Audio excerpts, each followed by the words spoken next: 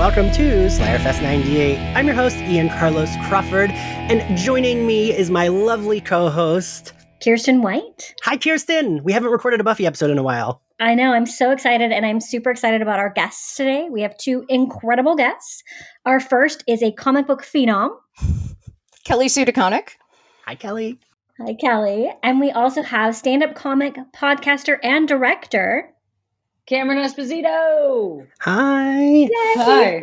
Hi. Thank you both for joining us. I'm really happy to have both of you, because I feel like while this episode is a pretty straightforward episode, it's a pivotal episode in season 7 where Buffy's like, fuck yeah, we're going to win this shit and I'm going to kill these monsters. And, but before we get into the episode, we're going to be talking Showtime. Kelly Sue, would you like to go first and give us your Buffy origin? Yeah, I started watching the show when it first aired. I lived in New York City on second between C and D. And like, it's a very particular time in my life that's very much an origin story for myself, you know? It was a tough time, but really formative. And yeah, it was the first show I remember, like, we would have friends over to watch it, you know? Did you watch it when it aired? Yeah. Oh, Yeah, okay. Okay. Yeah, remember that? When like you watched something when it was on TV? Like it's like the thing was on TV. Yeah. And then you turned on the TV and it was And on if you there. missed it, you were screwed. Like there was just, Yeah. wow. Yeah, there was no bipping back, like, you know. Well, Wild. I will say Kiersten and I are the same age. We both also were of the age to watch it when it was on. And it's so funny because it's like, I'll say like, it's my favorite show, but I didn't see like all of the episodes till like many years later. Cause like, if you missed it, you didn't know when you would see it again. Right. Right. Yeah. Yep. Cameron, would you like to give us your Buffy origin? Absolutely. There are pretty much zero podcasts that I would do this amount of work for. This amount of work just being literally watching one episode of television. But I would absolutely do it for this podcast because Buffy is really important to me. Specifically because of Willow and Tara. You know, I was in high school when this show was on the air, and I was just talking to my spouse today about there was this show called Young Americans that had like a young Kate Menig, who eventually then would star in the L Word, that was on for a single season. And it was one of those things where like Kate Menig's character dressed up like a guy to like enter an all boys school. Mm-hmm. That was the first thing I ever saw that was like vaguely queer gender fuckage stuff. Mm-hmm. And Buffy was right on the heels of that. So I remember like my boyfriend would come over. I really wanted my hair to look like Allison Hannigan's. We don't know why that is true. No, unclear. The episode with the gentleman was so important to me that like years ago when I had an action movie podcast, I booked Doug Jones on it, who played the gentleman. Yeah. Also, just so you know, we never had another guest on the podcast. It was an action and sci-fi movie podcast. We only had one guest ever, and it was Doug Jones. I love that. I mean, one and done, right? Yeah. Well, obviously he's so great and covers so much, so we didn't need anybody else. But I just rewatched today the sort of like Willow and Tara like touching hands and like moving a soda machine and you know what? The sparks were still there in my body and I couldn't even believe it. I was like so affected. I also one time did a panel with Amber Benson and like tried to tell her, you know, it's just like, you don't need to, if you're on the panel with the person, don't try to tell them. But I did like sort of, you know, but it was really, when I was in high school and like, really mattered to me, man. She was like, I'm at work right now. Anyway, but yeah, Buffy for me, it's really the queerness, the punching, and women that talk to each other about anything, which really didn't exist outside of this. Women that passed the Bechdel test didn't really exist outside of this show, in my remembering from this time on TV. You know, it's, I mean, I've mentioned this a million times in the podcast, but I'll tell you both. My mother, who is 75, is actually the reason I got into Buffy, because she felt there weren't other shows where like women were kicking ass, but also like able to like talk and be friends, and like wasn't just the fighting, it was like the relationships. And like I once told Janice Benson that when she was on the podcast, that she was like, is the show that old? I was like, no. My mom was very much not the Buffy demographic. She just liked teen things and was very much an adult. The show's pretty old, y'all. It is. Yeah. We are so Scream is hitting 25 years in December, and Buffy is hitting 25 years in March, which makes me feel very old. Wow. Okay. Actually, I mean, that makes sense. Yeah. Lots of things have happened. Right. Yeah. And also, if you watch it, you do notice. Yeah. Oh, yeah. So that's a nice thing also. It's not lost on the viewer. And also, Cameron, when I interned at BuzzFeed, Amber Benson was like the first interview I did at Comic-Con that year, and she invited me out. She's the sweetest, and she's been on the podcast a few times. It's so sweet, so lovely. She was like, "Oh, do you want to come out for drinks?" Like, because she was friends with one of my BuzzFeed coworkers, Louis Peitzman, and she was like, "Why don't you join us?" We got like just a hint of drunk, and I was like, "Can I gush to you for 2 seconds?" And she was like, "Of course you can." And I was like, "Tara meant so much to me, and Willow and Tara, blah, blah. And I did the fucking thing. So I understand. The amount of patience that woman must have to Right. have. Yeah. Like so much patience. So I feel like she must hear that like 85 times a fucking day. Absolutely. I did maybe the creepiest thing I've ever done professionally on a panel with her. Afterward, I was like, I really want a picture with her. But since we were on the panel together, I don't want to like be a weird fan now. So I found a friend in the line and asked her to ask if she could take a picture of us together, like really casually. Like she just happened to want a picture of me and Arthur with Amber Benson. And I was like, oh, you want a picture of us? Oh, is that okay, I Amber? guess. And so I have a picture of us together that I You are so smooth. Yeah, it was definitely, there was no way Amber saw through that. No way. Every time you tell that story, Kiersten, makes me so happy because I'll have you both know Kiersten is like very like collected and like chill, and I like that you like fanned out. Yep. But okay, so we're here to talk about season 7's Showtime. Cameron, what did you feel about it on this rewatch? How did you feel about the episode? Well, I gotta say, I think as an episode, it does feel a little slow because you're really waiting for anything to happen. That being said, the fact that what you're waiting for to happen is Allison Hannigan actually saying, "It's showtime." Yes. Almost made it worth it because it's like a pretty slow meandering, there's like a big fight sort of at the end, but the rest of it's a lot of chit chat. There's no kissing. There's no lesbian kissing. Hard for me to watch that, but it is that there's a titular line always will get me. So that's my initial response is, okay, little slow. Love it. I don't say it's showtime enough in my life. Yeah. Actually, now that upon further reflection, you need to add that into your comedy routine. Clearly, I'm literally a stand-up comic. Kelly Sue, how'd you feel finishing watching it for this? Well, All That Jazz is my favorite film of all time, so I actually say it's Showtime a lot. I'm so jealous of your whole life, man. Let me just tell you. And I have a weird Roy Scheider obsession, but that's for another podcast, I think. Let's see. I had I was watching it sort of with a writer's perspective because it's a sort of hard thing to turn off these days, and so I felt like they were stalling, which I think was maybe my read on the like slow was I was like, you don't know where you're going. So your characters are trying to the Greek chorus of insecure future slayers felt like that when you're writing and you don't know what you're doing, and so you have these characters that are like, what's gonna happen? You're like, I don't know, shut up. And it kind of felt like that. And so there was a little bit of that. The moments that I really enjoyed, I also wanted to, I was like, I really think we need to workshop that line about the only thing stronger than pure evil is us. Like, I was like, it was like, I wanted it to be something about, how the only thing that was stronger than one of them was all of them, but and then I did like the we have an army.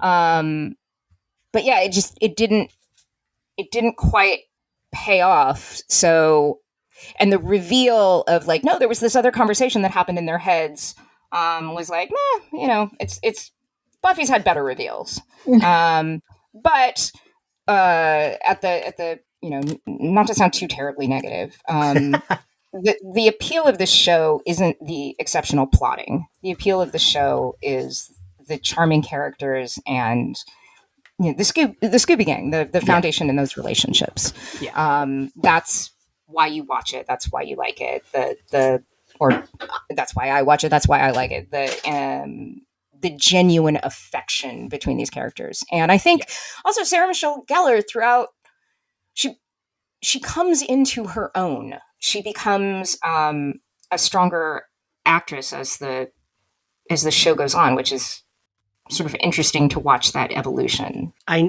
listen, I know I'm going to be, of course, a gay man saying this, but like, God, did she deserve a goddamn Emmy? Like, I feel like she was always committing, whether it was her turning into a cave person because she was drinking or like, or this where she's like, I'm going to kick the shit out of this monster. Like, that's like one of the hills I'll die on, that like she deserved an Emmy for this series. It's a hard sell, so like I work on these action movies, and people being able to run on camera and not look stupid is a thing. Like you don't think it's that hard. It's really hard. Yeah.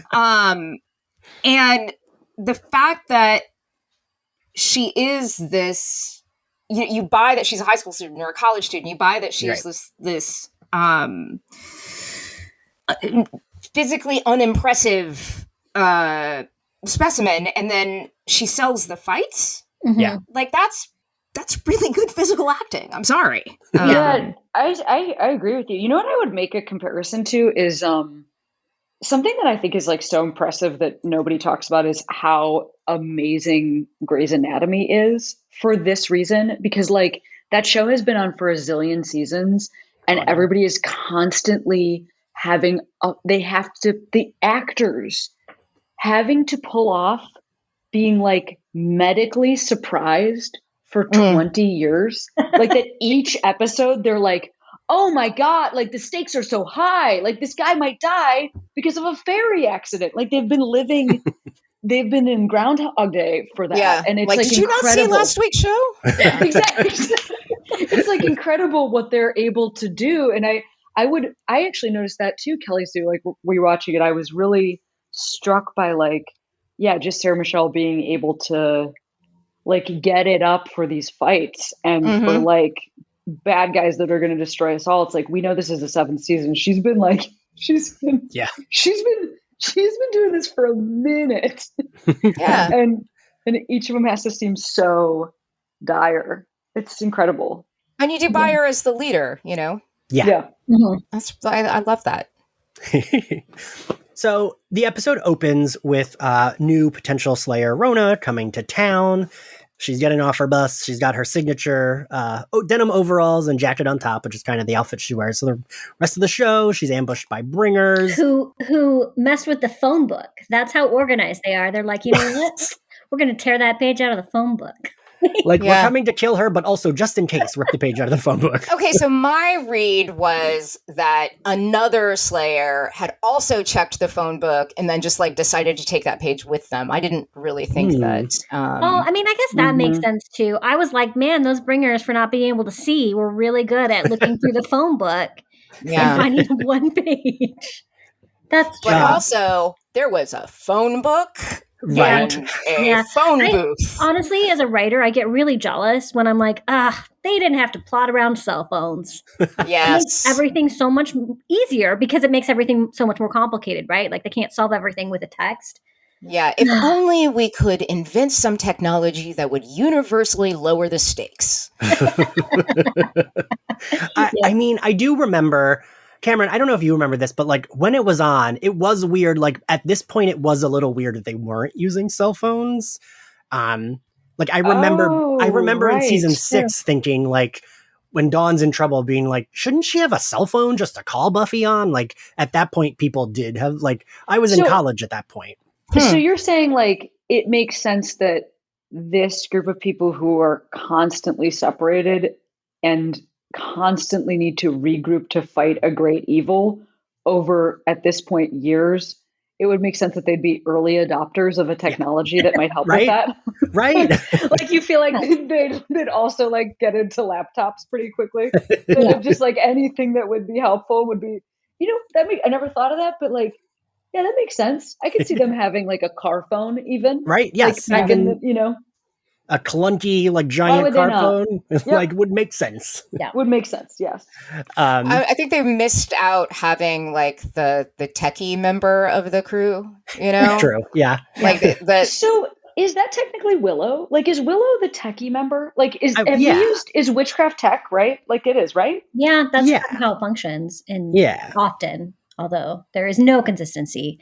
I can go all day about the magic system in Buffy, but I won't because... Hi, Kiersten has written 2 Buffy books, so... So we have the Bringers attack Rona. Buffy shows up. She delivers an amazing line. And it's one of those lines where you're like, I don't think that makes sense, but also I love it when she says, try picking on someone my own size. Like, yes. So good, and also doesn't make sense. It makes no sense at all, and she completely commits. And the actress had to be like, "What?" Yeah. I do like the way. I always like, because Buffy's powers are a little unbalanced at times, which I guess happens when you have like a super, like, I think of even in the X-Men, like sometimes Rogue and Colossus just get beat up, even though they're supposed to be super strong. I love that she just kind of throws the Bringers when she enters. It looks like she's like bursting through them. It's a cool visual. So then she's like, goes up to Rona, and I have to point this out because she says, Rona, right? And the only time Sarah Michelle Gellar has ever noticed one of my like really dumb memes is I like tweeted that and was like, me every time I cough during the pandemic. And she like posted it and thanked me. And I was like, she noticed. Wow. I was wondering as we watched that. Thank you for that, because it did stand out to me that name is a tough character name for all future television shows. Yes.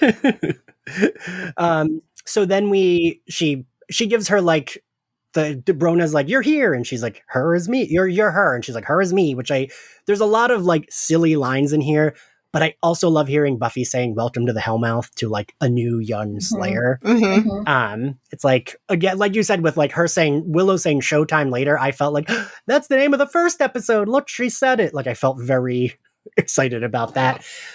We cut to the credits, and Cameron, I have to ask your opinion on Kennedy. We get Kennedy and Willow with their like flirty back and forth. I got to know what you think. So at this point in the show, I was no longer watching live or whatever the right words are. Okay. But so I have only seen Kennedy and Willow's vibe. Look, I can be open about this. I'm a 39-year-old adult person, and I watch YouTube compilation videos of queer storylines. So the ones that are like with a portmanteau of the character names. That are made by like teens in Russia, like that. I watch those videos. It's so specific, but yes, I know exactly what you mean. Exactly what I mean. Yeah. So you're among your people here. So yes, exactly. So I feel like my only context for Willow and Kennedy is like this sort of sped up, because those videos, they like play everything out. They're like 4 minutes long, and it's every kiss or every like look that they've ever had. And so they really mess with the time and space of the show that they're from. So watching them flirt with each other was really exciting and sweet, and also felt like very strange given the speed that I've watched this relationship at, because I just felt like why is Kennedy's coming on to her so hard? Is this like the moment that has started, or what's happening in the previous episode? Yeah, literally, we meet Kennedy in the previous episode, and she makes like a joke about like hogging the covers, and immediately she's like immediately hitting on Willow. Yeah. The what I say about it is, it's like Willow is like looking for, not even looking for rebound, but like in that like air of like, I could use a rebound. Yep. It's a hot young top that's being aggressively flirty. Like, who wouldn't, right? It's the end of the world. Everyone deserves to get laid. Sure. Right. And I will admit, Okay. Kennedy has grown on me because, like, the fandom is very divided on Kennedy, right? People Yeah. have strong opinions. I think my first watch through, I was like, oh, but no one will ever replace Tara. But watching this, I'm like, you know what? Kennedy's really cute. Why do we hate her? I can't remember. Well, is it because like Tara she's like so, I mean, she doesn't even meet your eyes. Like, Right. like Yeah. the way that the character is played, she's so like sweetly and hilariously like deferential. She's in like a constant bow to the universe. Yeah. And then to have that contrasted with like essentially a person who seems to be like a normal popular girl, it's like just totally strange. And I thought this scene was played really cute too. Like, I love Willow's sheer terror at how like forward Kennedy is, because like that terror was how I always felt in bed sharing situations as a teenager, where I was like, can we share a bed? Is that okay? Like, I was very closeted. But yeah, it's cute, and like, I actually really like Kennedy's dynamic in this whole episode. I was kind of surprised because I didn't remember liking her that much, but rewatching this, I was like, oh, Kennedy. Right. Yeah. I was telling our editor, Ashley, I texted her before this because I was like, I have a lot of pro-Kennedy propaganda that I'm bringing to this episode. Because she is like the capable one. And I can appreciate, because also I would probably be the scared yelling one. Like, let's be real. I'm not saying I relate to that because that's not me. But I appreciate there being one who is like, you know, when Buffy's like, all right, everyone run, Kennedy says, I'll stay here and help. And she's like, no, you go too. Like, she's not just saying that. She's just like, great. What do I do to help? Like, she knows how to use the crossbow when Buffy hands it to her. And if I were a scared teenager, a potential Slayer scared teenager, I would appreciate there being one that's like willing to do the fighting while I could be like terrified. Yeah. I liked her a lot.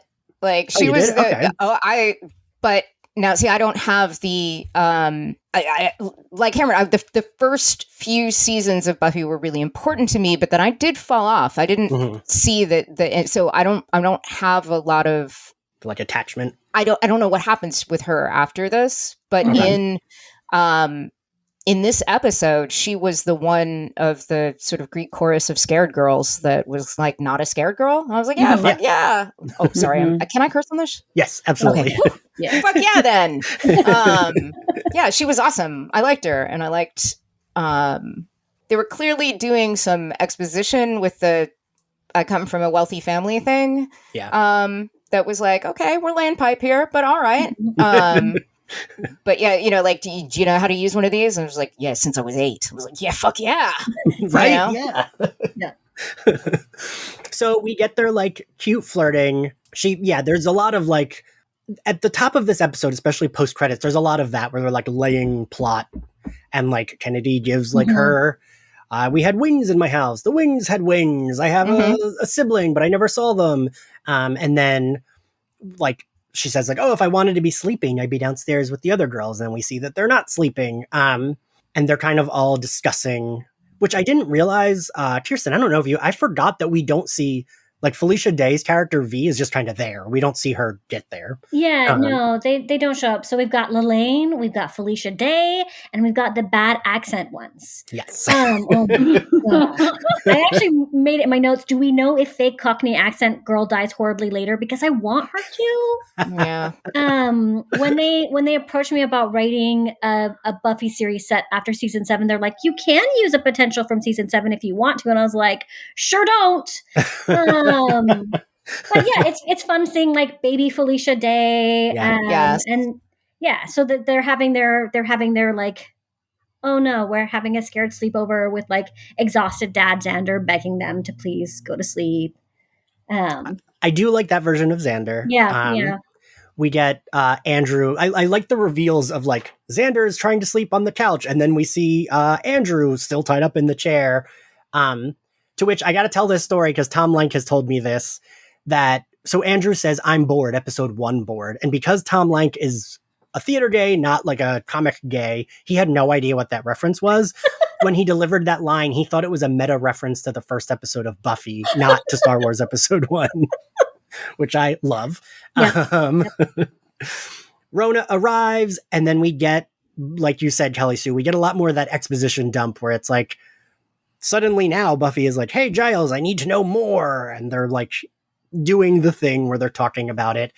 I did also think like the potential Slayers and, the Scoobies, technically they are only Kiersten, what? They're like 21 at this point, maybe 22. I think so. Yeah. I mean, the timelines get iffy. Yeah, I was thinking like, all right, I guess like they could all survive with no sleep, but I would be so fucking grumpy. I'd be like, please let me sleep. Yeah. Like, there's one bathroom in this house. I need to sleep. So yeah, like Rona meets everyone, Buffy and Giles. They bring up Beljaxa's eye, which I guess will be kind of important for this episode, but then never again. That's the B plot that is like technically a Z plot. It's just, yeah. So then we talk about, Andrew even says, like, how is Buffy going to get Spike back with the Uber Vamp guarding him? And the potentials are kind of like, why do you want to get Spike? This is where the season, and Cameron, I'll be curious what you think as well. The season gets a little clunky when it comes to Spike, who is a character I do love, but like, I also am like, Buffy can't even explain why she needs to save Spike. And also I don't understand why the first wouldn't just kill him. That is a great question. Also, why does his hair look like that? Is a question I have been wondering since for 25 years, apparently, coming up in March. Spike still does it for my like angsty teen heart. I'm like, oh. You like it? I mean, I had that color for a while, a couple years ago when I was going through a divorce. You know how it is. Sometimes you have to have that color hair. The queer bleaching your hair, yes. Yeah. But like the like curliness that's combed straight back, it's never sat right with me. I guess the other option for that hair that's bleached is like a sort of a more ramen noodles Justin Timberlake idea. Right. But like, anyway, that was one of my bigger questions about the episode. But also, yeah, how is Spike functioning in the universe at this point? Like, because I have sort of lost track of what are they trying to use him for? The first. That's like never, what are they trying to do with him? He's what? He's a... Kiersten, do you have an answer to that? Because I don't. Yeah, my answer to that is season 7 overall plotting was a mess. Yes. I say this with all due respect to the writers who are phenomenal, but the pacing and the plotting in season 7 was messy. And I think Spike was a big part of that because they tried to play with the whole like, oh, he's a double agent, but he doesn't know he is, where he's secretly killing people. But yeah, Buffy's anxiety to get him back as if he would serve a purpose if he were on their side. It's flimsy. I mean, I really think all they needed to do was show the potentials of photo and be like, look at these cheekbones. We need these cheekbones back. And they would have been like, okay, that's fair. I get it. Because, I think it was kind of we need Spike back because we've decided that we need Spike back. Yeah. So he doesn't have a particular purpose when he's like it almost looks like an alien setup where something's going to launch out of his chest, but he's just being held there for no reason. Yeah. Well, they used his blood to open up the thing to bring out a Churro-Con, but only Got one. Got it. It's like a vending machine. You can only get one out at a time. Kelly Sue, how did you feel about that? Like out of context, like since you don't know season 7 that well, like having Spike there, like as a writer, what did you think of that plot? Well, I assumed that there was something that I missed and that he was part of like, the recipe for the apocalypse. Well, we need to have one vampire with a soul. And, so I assumed that there was some actual payoff for that. I love that dude. Right. I do lament some, but I'm qualifying this because I have tremendous sympathy for having to write 7 seasons of a show. Like at this point, it kind of falls apart because you know what? It's done. Like there's, you've kind of run your course. Like so fair. But I was so into Spike and Drusilla that I there's this thing that happens in a lot of popular culture that is like when we love a bad guy, we make them a good guy. Yeah. And like, oh no, don't do that. Like, so there's some part of me that regret Spike being a good guy at all, you know?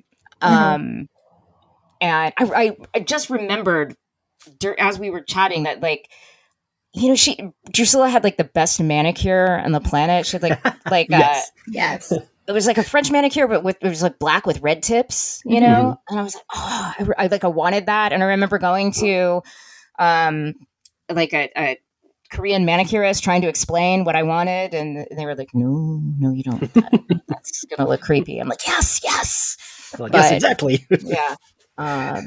Yeah. So I assumed that there was something about it that I didn't understand, that because I hadn't seen the other sets on either side.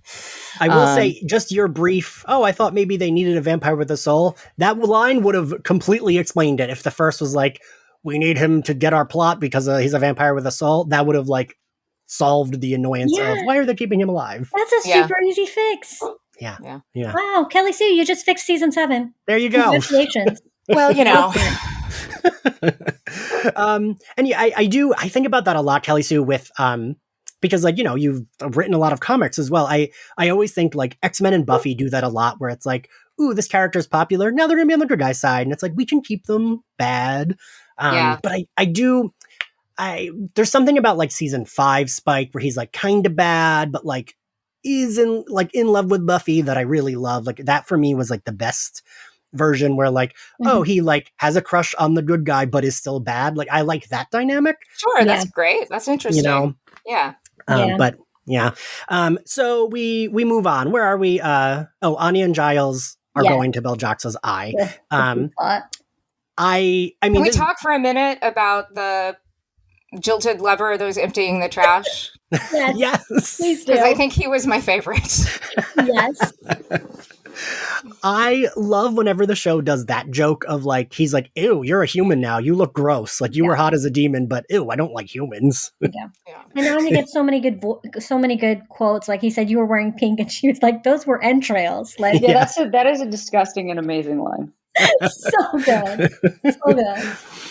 And like Anya doesn't get a lot to do this season, but I do think they really nailed down like when she gets something, even if it's like a 2-minute scene, they give her very good lines. They do. That must have been a fun role. Right? Yeah. Like, and she gets the thing they do really well with Anya is that like she's like exhausted by all their shit, but is like, yes, I'll help. And I love when she says to the guy, like, I'll go out on a date with you. I'll have sex with you. And then she's like, you're rejecting my offer of sexual bribery? What am I, a leper in this town? I can't even give it away. Like, I just love her so much. It also is like, I have to say, like, yes, that is a great line. It also, to me, it felt so creepy that Giles is just standing there for that.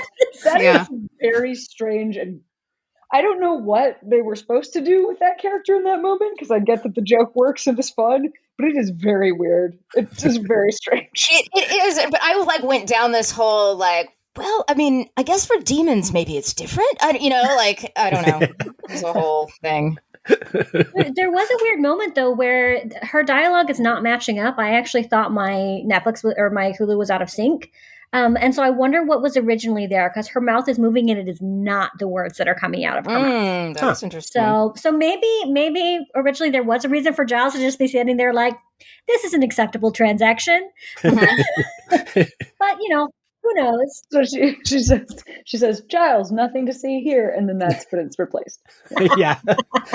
I do think Giles is so immune to her like ridiculousness at this point that he's like, all right, she's offering him sex in exchange for sure. Like, just let's keep this moving. I want to get the gateway open. Because Giles is like the most patient dad.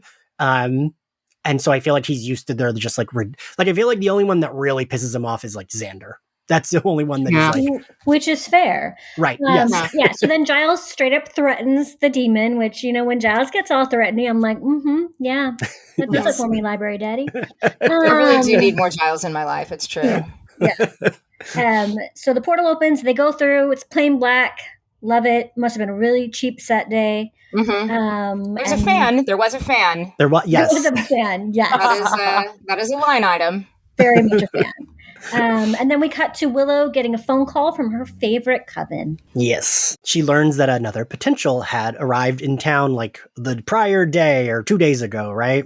So she goes to tell Buffy, and then we see I love anytime Buffy and Andrew have to interact because it's almost like Buffy is taking the Giles role in those scenes. So she's just, no matter what he's saying, she's very annoyed. And he like, she would be better if he just left Sunnydale. Like if he could like be like, I'll be good and I'll leave. Like she would be much happier.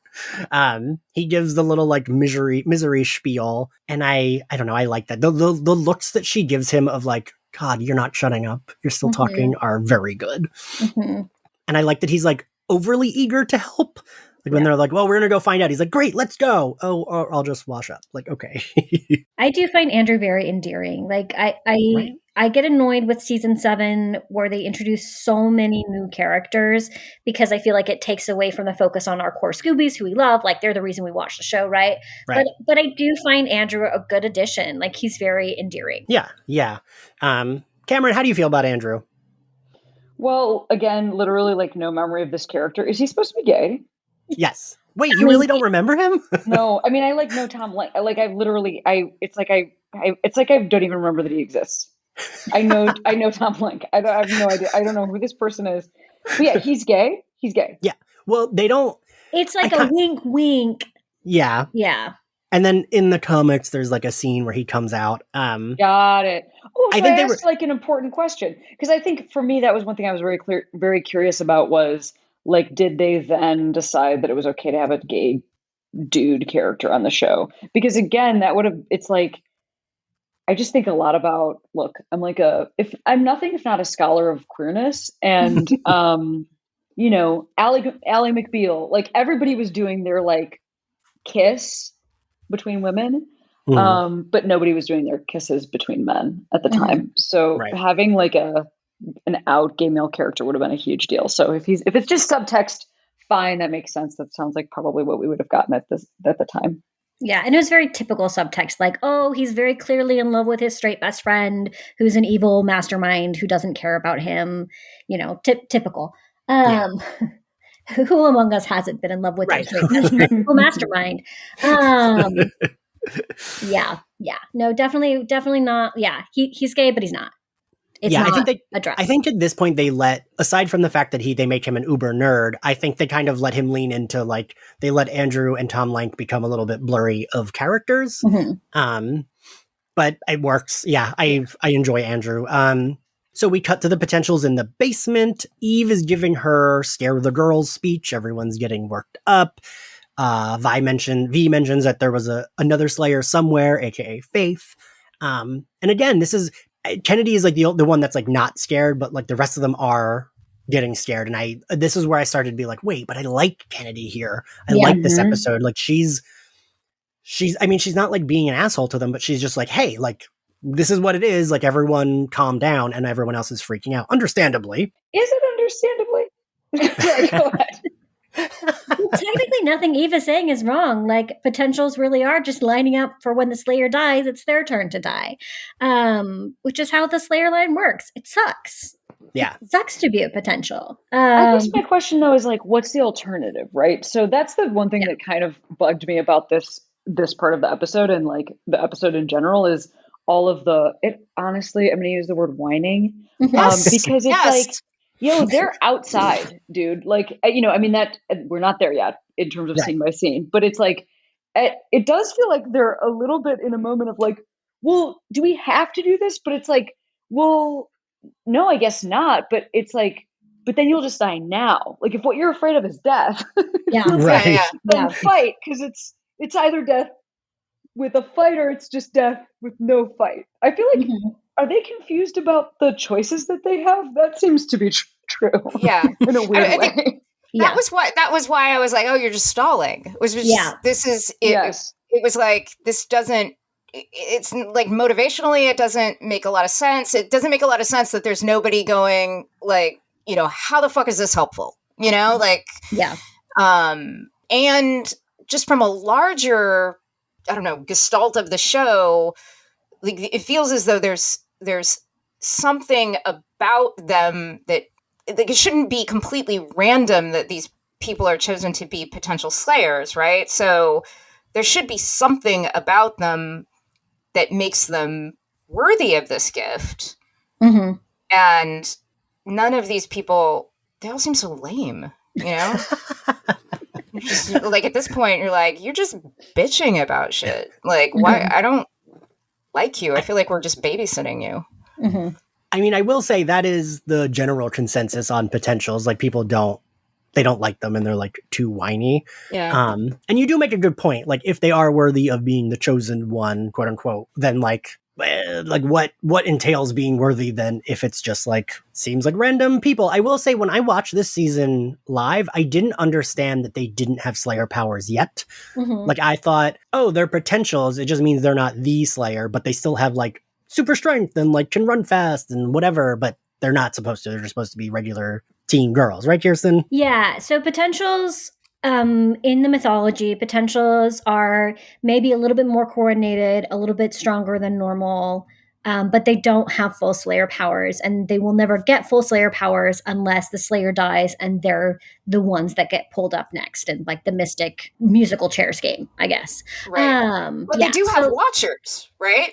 Some of them do. So some of the potentials are identified very early on by the Watchers Council seers, and they're found and they're trained from youth, but some of them aren't. So like Buffy was not discovered until she was officially a Slayer. So she didn't have any training, she didn't have any background. Whereas you have Slayers like Kendra, who was identified very young and trained alongside her Watcher and was fully prepared to be a Slayer when she was called to be a Slayer. So it's kind of one of those like, they're trained unless they're not. Got it. Okay. Yeah. Okay, so Buffy and Xander had left to go find whatever the Slayer is. We see, the next scene we get Andrew and Dawn. And this again hits on the beat of why is she saving Spike? Mm-hmm. Dawn kind of gets defensive, even though Dawn kind of agrees, because Dawn had been talking about this in like the previous episodes. Like, she mentioned, like, but what are we, like, at what point does she kill Spike if he's killing people? Like, what? Yeah. Like, and then she even says to Willow in, like, 2 episodes prior to this, we're waiting for him to do something crazy? Like, what, murder people? Because he's already doing that. And Andrew does also make a point of, like, he could be a little useful to them. Like, he's very eager to help. Mm-hmm. And then I like that, like, Dawn just gets pissy and is like, Buffy said if you talk too much, I can kill you. And then Andrew goes on his, James Bond rant, which I don't know if any of you, I just happened to see it in the Buffy wiki, so I always look at it before recording. So I had no idea what he said when he's like, something about the broccoli. I was like, what the fuck is that? Apparently that's the family that produced all the James Bond movies. Yes, yeah. You know what else? They also made broccoli. Wait, really? Or is that a bit? No, it's totally true. I think this is actually true. I'm serious. Hang on, I'm going to look this up. I think this is actually true, because they are the producers of the James Bond movies, but hang on. I'm serious. I think that they are also broccoli. If I'm wrong about this, I'm going to be so pissed. So, if you're wrong, you're going to hang up. Yeah. So while you're looking it up, my husband did a revamp of Iron Fist, Marvel's Iron Fist, a while back. And, when you're going through kind of rebooting a character or bringing a character back, you read through all of the old stuff and you sort of decide what you're going to keep and what you're not going to keep. And a lot of people feel compelled to retcon out what they're not going to keep. And our philosophy is that you just kind of ignore it. Mm-hmm. And in Kunlun, which is it's this magic world where Iron Fist powers come from, there are broccoli people that sort of look like broccoli, and it makes it really kind of stupid. And so shorthand in our household for elements of continuity that we are not going to keep are broccoli people. So, so if you find out that they are not actually attached to the farming of broccoli, or I don't know, development of broccoli, maybe they were gene splicers, then I think that your story is better, so we will make the retcon of broccoli people thing and just go with it. Well, okay, what I have found out is that this is not from nowhere. This is like not nothing. There is like Albert Broccoli might be a descendant, is popularly believed to be a descendant of the Italian family with the surname Broccoli that developed broccoli. Okay. So it's not I didn't make that up out of nowhere. Okay. That being said, we've got some different. I'm gonna have to do a deeper dive. Okay. I mean, but it is such a specific name. Like, there's got to be a connection, right? Yeah. Well, that's what I'm saying. It's the descended thing is out there. The internet is agreeing with me, but also, I would imagine listeners to this show. I know the type of person that might listen to a show like this. Mhm. So just go ahead and at me when you say something. Actually. All right. I feel like, and Kiersten, I know you want to move us along because we do need to move along. I do feel like, Kelly Sue, wasn't there something in either the MCU or maybe in X-Men that recently talked about those broccoli people? If there was, I'm mad about it. I think it might have been the MODOK show on Hulu that there was a bit about broccoli people, and I thought it was completely made up. Yes, actually, I think that's what it was. And Daniel Kibblesmith tweeted about the broccoli people, and I was like, wait, that's canon? And he was like, yeah, they're real aliens in the Marvel universe. And I had no idea. Yes. Okay. So Dawn gets to give a great line. Andrew says, "I'm so alone," and Dawn gets to just deadass say to him, "Maybe you shouldn't have killed your only friend." Fantastic. Amazing. Love you, Dawn. Harsh but true. Yeah, harsh but true. We jump to Botox's eye, who's speaking in this really mystic way, but then when they contradict it, it shifts to very what are you talking about? And basically the gist of what Botox's eye says to them is mystical forces around the Slayer have become unstable, which is how I feel about my own writing process right now. And that it's their fault. It's their fault that the first now is empowered enough to manifest on the physical plane and is coming after them, because Buffy dying once was okay, but Buffy dying twice and coming back was not okay. So there we go. Right. Yeah. E-plot resolved. There we go. That's it. And then we never talk about that again, right? We never talk about that again. Yeah. It is kind of finger wavy too, right? Yeah, It's right. 100%. It's like the thing is unstable. It's not, it's different now because things, and that makes things happen that open up possibilities. So anyway.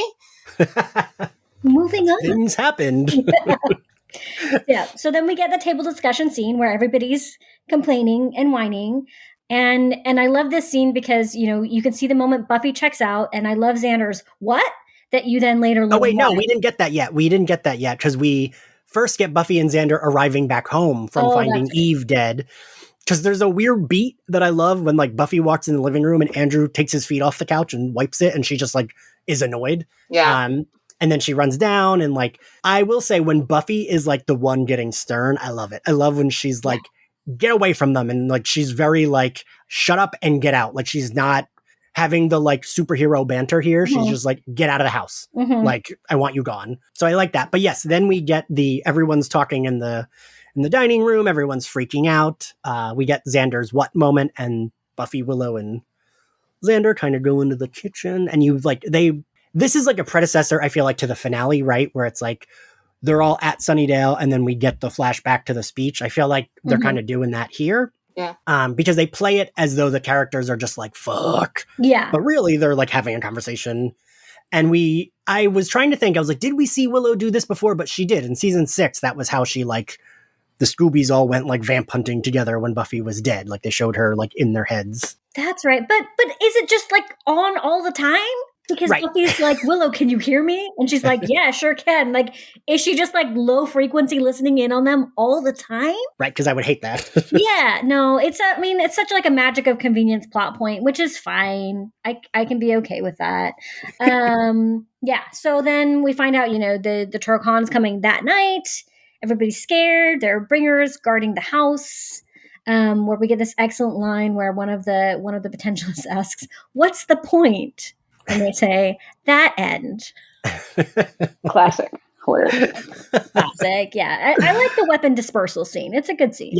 Yes. I do. And I confess to having a special place in my heart for crossbows, to the point where my assistant actually has a Google alert set up for crossbow murders. How often does that come up? Yeah. Well, not often enough, if you ask me. Okay. But But yeah, it's pretty great when it does. I love this reveal that you love crossbows. Oh yeah, it's the best. Because who does that? Who's like, yeah, but apparently a lot of people. There's a whole, again, another podcast, but keeping a list. But I want to listen to that podcast. All right. Okay.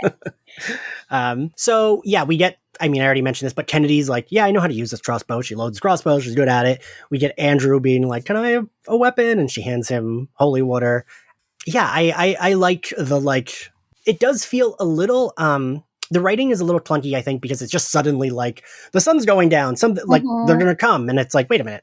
Yeah. Well, we've been spinning our wheels this whole episode. And now it's like, okay, everybody get ready. Yeah. Which, it's fine. I do really like the, Kennedy trying to flirt in the hallway with Willow, and Willow shuts it down really hard because, the whole, oh, sometimes you're bad. And Willow's like, no, sometimes I'm legitimately bad. And it's not sexy. I mean, some of us might still find it sexy. But she asks, how's evil taste? And Willow's like, a little chalky, which feels like a very Buffy interaction. Yes. Yes. The Turok-Han arrives, and Willow does her spell to put up the barrier. Smashes kind of through it. Buffy tells everyone to run. They get out. And then they run out of the back door. There's bringers in the backyard. They fight them. I do appreciate that all of this was the plan, right? One assumes that the barrier falling, Buffy fighting it in the street and then kind of running off. That's all part of her plan, which I like. But it also feels really mean, especially to Dawn. Yes. You didn't tell Dawn the plan. If there has ever been a moment when Dawn has the right to be pissed, it would be right now, because I would be very pissed at being like, I'm an actual Scooby. I am your literal sister, and you didn't clue me in on the plan? Right? Yeah. I don't know, because again, then how resonant would It's Showtime really be if more and more people became aware? That's true. I mean, they really did have to earn that line. They sure did. Cameron, I love that you love that line. And I love the drama, but I love that the floodlights come on. They had the staging. She was up high on the platform, and she leaned in, and I appreciate that about her. She was it really genuinely was Showtime. Yes, absolutely. Something else that I will mention, it's very nice that it's so fully lit, but is, it's just been a long time since I watched this show, and the punching in the fighting, just the punching specifically is so utterly hilarious. It was really fun to watch. I have no idea anything about stage combat, but I don't think that your arm has to come all the way behind you or off to the side in order to land a great punch. But in this show, it does.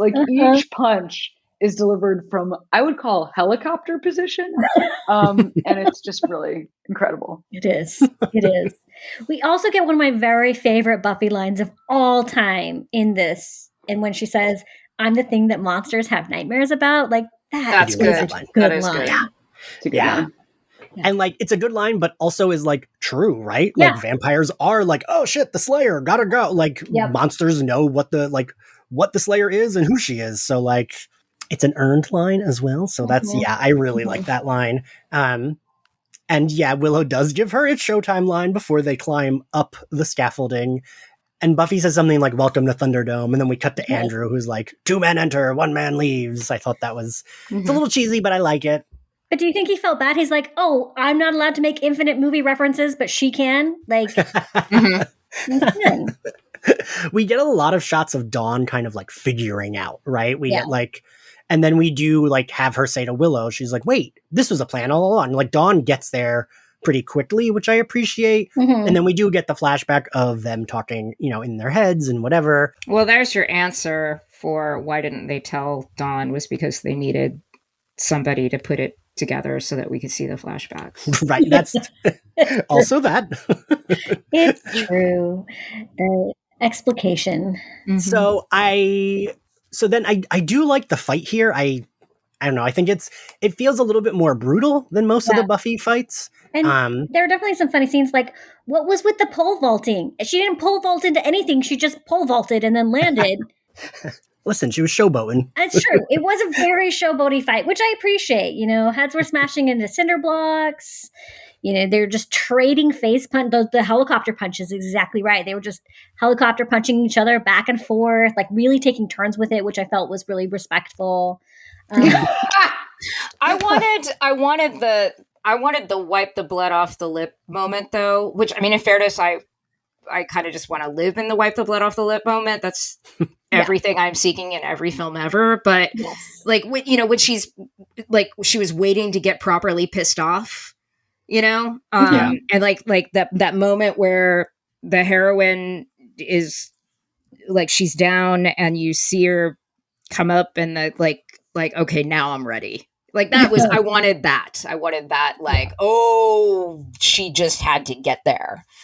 And we didn't quite get that, but there was almost the sense that she was just like letting the fight go on to really make a point at the end. But I just wondered, like, wouldn't that hurt your hands if you're pulling on barbed wire hard enough to decapitate someone? That would really mess up your hands. She's a slayer, Kiersten. I know, but it seems like it would hurt. I do like that the kind of thesis of the thing was, this is how it's going to work. It sucks and you almost die, but you win in the end. And like, I liked that a lot. The problem was I felt like I didn't trust that was the plan all along. From like the writer's perspective. Do you know what I mean? Like, I felt like they like if that had been the idea, we could have done that a little better. We could have tightened that up. It felt like this was, and look, TV's produced on a very quick schedule, so it is what it is. And as somebody who writes things serially, so that sometimes you figure out what you were doing, and you realize you need to go back to something in issue 1, but issue 1 has been on the stands for months. Oh well, I can't actually put the gun on the mantle now. Like, I get it, but as we sort of look at these things with a critical eye, with the idea that, oh no, there was infinite time to produce it, which there wasn't. Like I would have liked. There is a version of this where I feel that moment and that idea, which I think is actually really interesting and really resonant, and really resonant today, right? While we're living through hand waves in the air, like war on many fronts, kind of constant apocalypse threat. Yeah, her having that moment where she says, like, no, it sucks and we win. Was like, I do quite like that. Yeah. Kelly, I also feel like it would have been something that would have helped with this is like, and it's, if you like the going down on one knee and then picking your head up and wiping the blood off the lip moment. I think another moment that is one of my personal favorites. I love a good training montage. And instead of them like sort of uselessly boxing in the basement, another thing that would have been interesting is, like, let's just say we get to rewrite some parts of this. If they had actually been training, like almost under Eve's tutelage, and started to feel like they're trusting her and starting to feel like they can do this.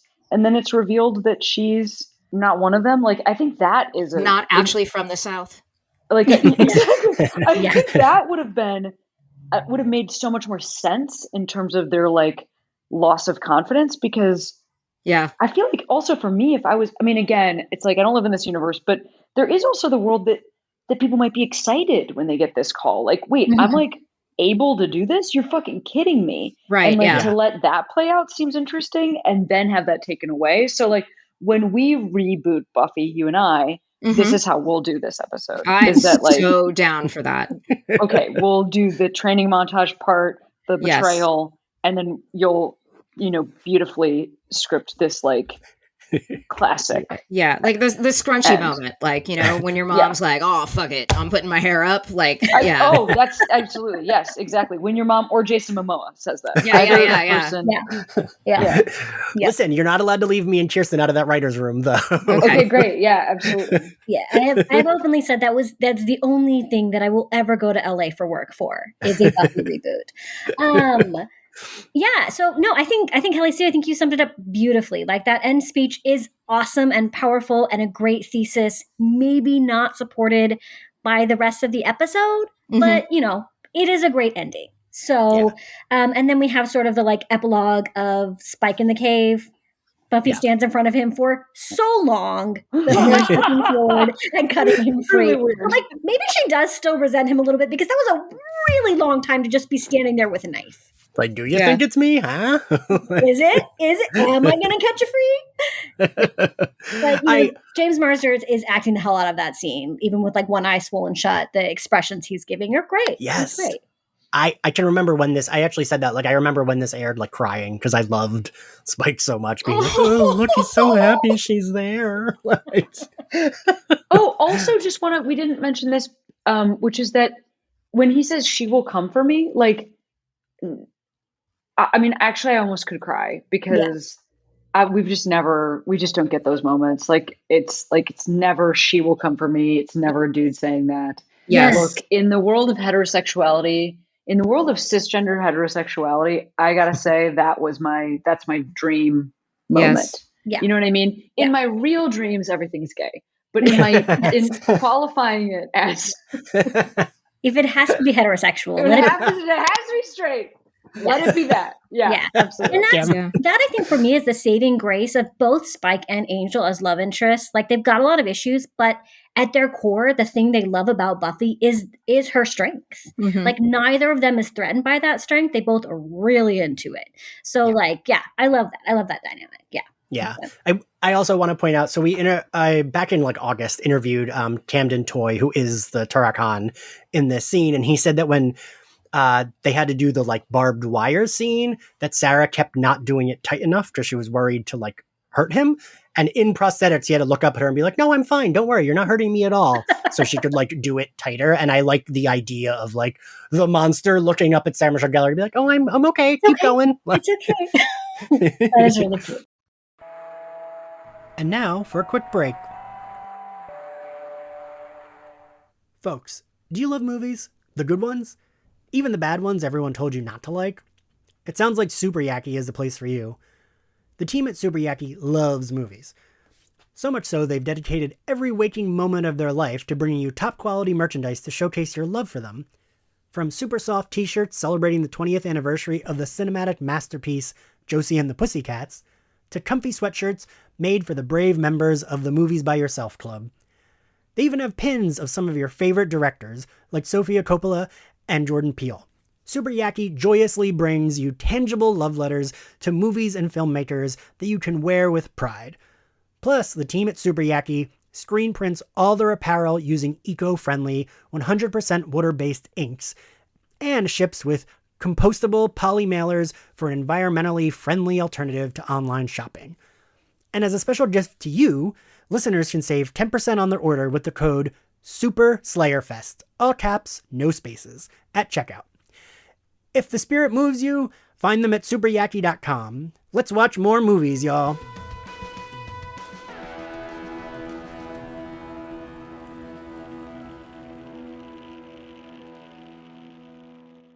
And now, for a fashion roundup of Showtime, we have Season 7 costume designer Matt Van Dyne. Hello, Matt! Hi, everybody. Nice to kind of see you all again, but not really.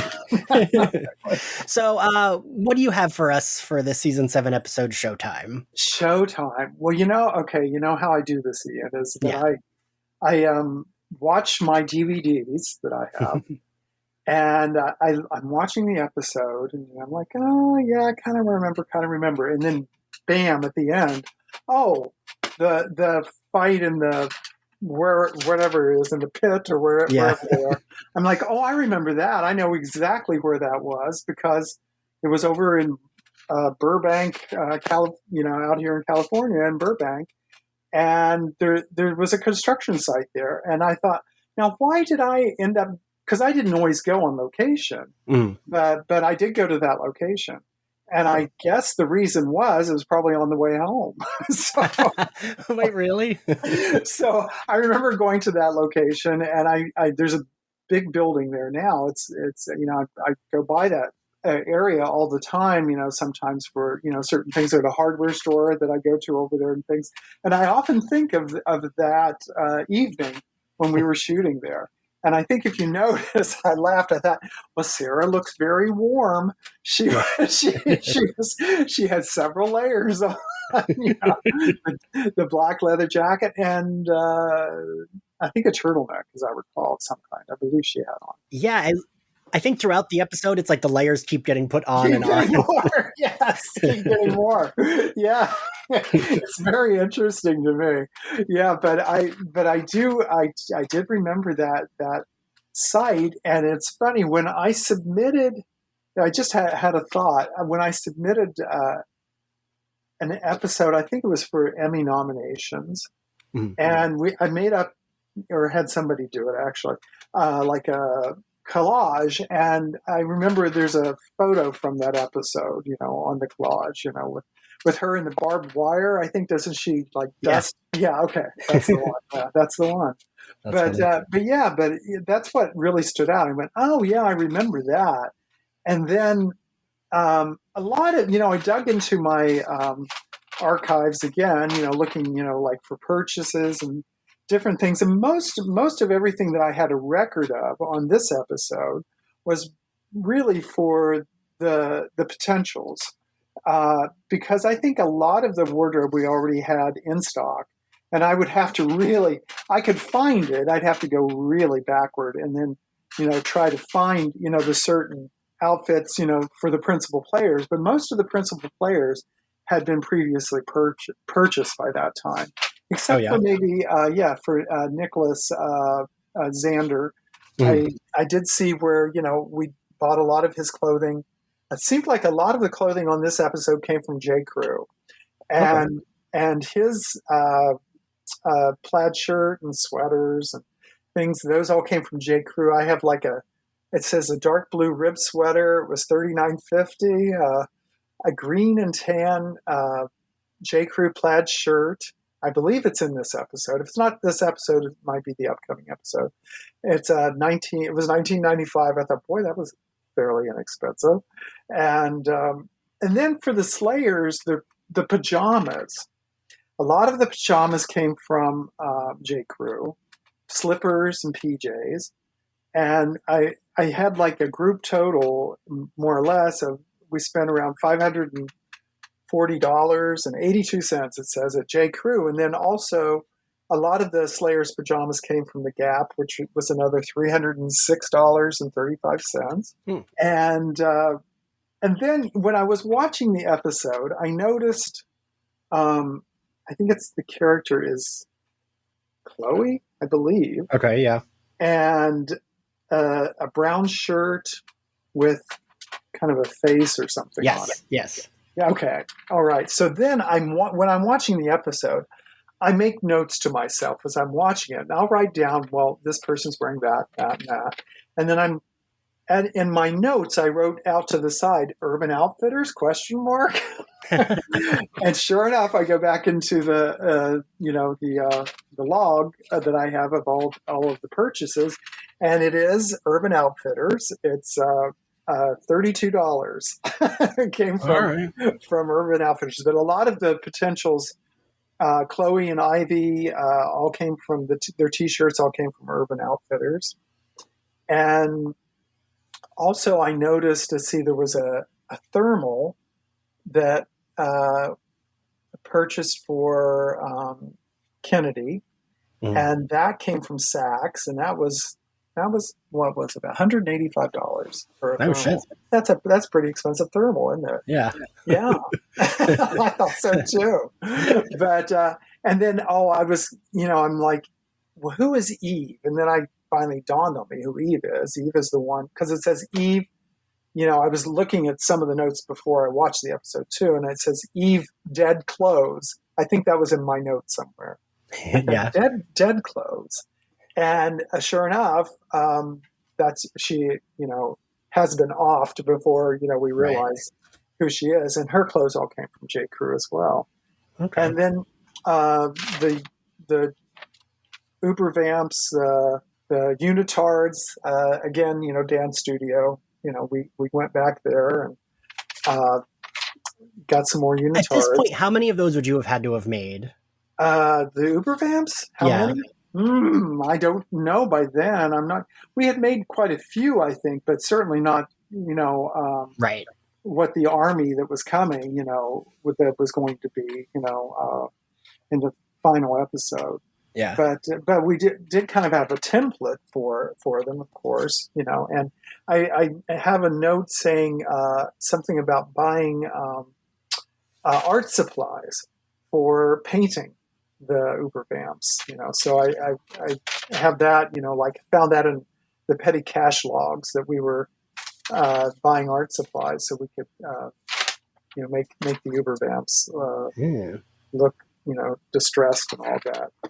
That was another note. I think, another note I had about buying, what you use to paint when you're painting your walls and you wash down your walls with TSP. Well, we use TSP to age the clothing sometimes. So we would, wash the clothes in that, and then, make them look more worn and more vintage-like, So I thought that's a funny note, TSP. How often does a costumer use TSP? And I'm sure that's a pain in the ass, right? Yeah, yes, exactly. And then I noticed there was this is just a memory because I don't have a note of it, for Kennedy when she was wearing like a little cap sleeve, horizontal stripe polo-looking shirt. And as I recall, I believe that was a vintage shirt from someplace. And I'm not really? Yes, I think it was. And I don't really have a note on it exactly, but about where it came from. But that is my memory of it, that it was something that had come from, I don't know, like maybe a rental house or maybe it was already in stock in our stock room, had been used before by someone. I'm not sure. But it came in handy. But there was one other thing I wanted to mention. I could mention in, I'm sure, any episode, is to me, watching these episodes, the unsung heroes in all of these shows are the stunt people. Yeah. They are incredible. And in my old records of, I would basically put together a notebook for each show. And I do have a couple of notebooks fully intact. And I would always have the stunt people's information, their contact information, their sizes, their everything about them. And so many of them, that, when I'm looking through my logs and looking at purchases, the multiple outfits that we buy, well, I'm buying way more for the stunt people than I am for the principal players. And the interesting thing about when you're dressing someone like a principal player, and there are going to be stunts, you have to take that into consideration because they're going to be, hooked up to wires and, the kind of activity that the scene requires for the stunt person. So everything kind of has to work for the principal to look good on the principal, but also to be functional for both people, and I, again, I'm really impressed looking backward when I watch the episodes, when I see how seamlessly sometimes it's all intertwined. And that's kudos to the editor and the special effects and absolutely the stunt people. Like I said, I mean, they can't be praised enough for their work. I mean, because this show is just full of nothing but stunts. I mean, people, slammed against the walls, and it's just, that takes a lot of forethought. How's that going to work? And, padding that sort of thing, that we would have to do. You have to make allowances. But is it more difficult or easier for you when, like, because she's wearing a black jacket and jeans? Is that easier because you're distressing black, or is it harder to like keep track of? No, I don't know that it's easier or harder. Really, okay. It's just but a jacket, of course, you can hide a lot of padding underneath of that. If you to, things like that. That's important. But then, as far as distressing something, you just beat the hell out of it, basically. Run over it with a car. That's been done. We've done that before. Put rocks in the dryer, something like that. Just to make it look, really authentic. And but God bless those stunt people. Like I said, I was looking at both the men and the women, and I had their pictures, and these young people, and I'm reading their bios, and what talent they have for this work. I mean, that they've studied all kinds of martial arts, plus some of them, whatever dance or whatever. It's like it's really incredible, and. But I just don't think we ever talk about them enough. I know I haven't. I don't think, but I should, because they certainly were a very important part of my job. It was always, like I said, a consideration. Well, is this person doing a stunt? So, So anyway. So, one last question about this episode. Okay. All right. Let's see if I can answer it. Do you know what the jacket was she was wearing?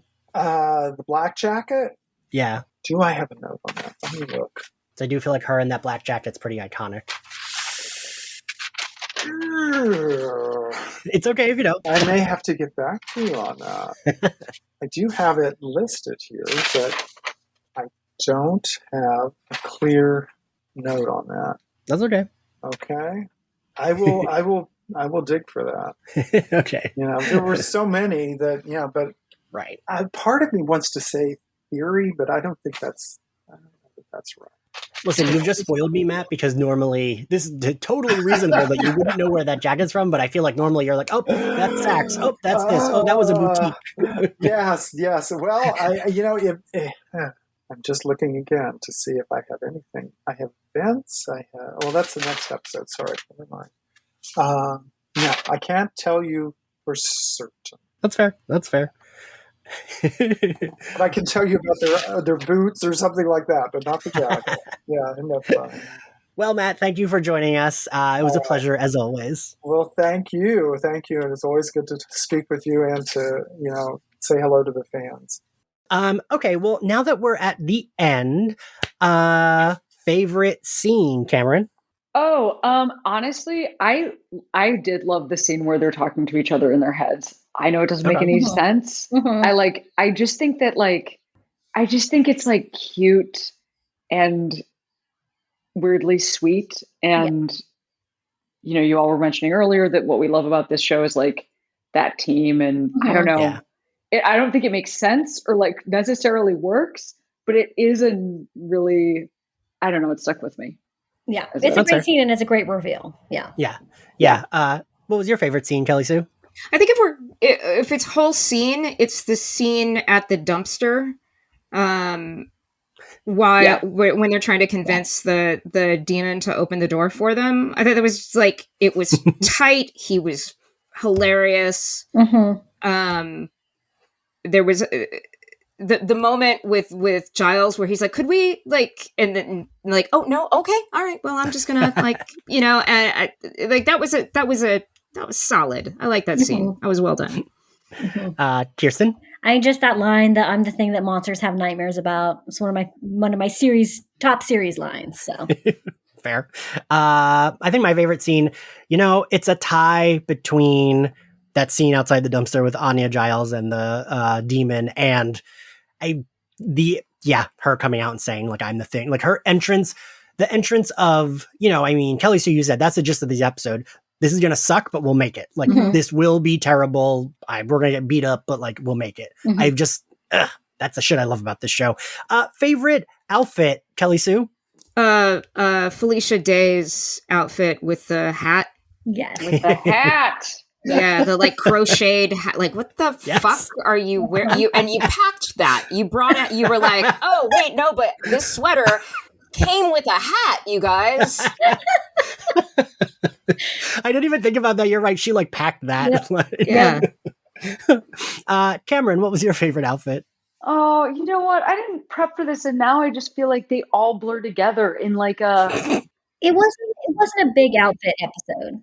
I'll tell you what it might be. It's for a weird reason. There's like a pink sweater that Dawn is wearing when she's talking to Willow, whatever they're talking about. She's wearing this pink sweater, and it just is reminding me of, it has nothing to do with anything except for that, like, you know, Michelle Trachtenberg was like in Harriet the Spy or whatever, and then she was in this, and she just looks like she's like so stretched out.